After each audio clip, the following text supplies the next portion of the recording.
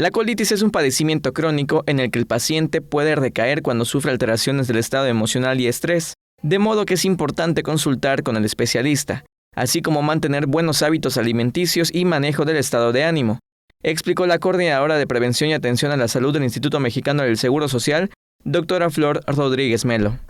Para prevenir las recaídas, recomendó ingerir suficiente agua, manejar de forma adecuada el estrés por medio de las terapias de relajación, no ingerir cantidades excesivas de alimentos y de preferencia dividirlos en 4 o 5 tomas al día en lugar de hacer 1 o 2 comidas copiosas. No tomar bebidas con cafeína o carbonatadas, identificar y evitar los alimentos que producen exceso de gas, como embutidos, enlatados, con conservadores o que son demasiado condimentados. Si predomina el estreñimiento, la doctora sugirió ingerir fibra por medio de frutas y verduras, ir al baño cuantas veces sea necesario, además del ejercicio físico regular, porque favorece el tránsito intestinal y los hábitos de evacuación.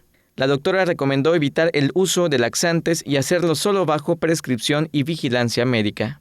Teleyucatán te informa.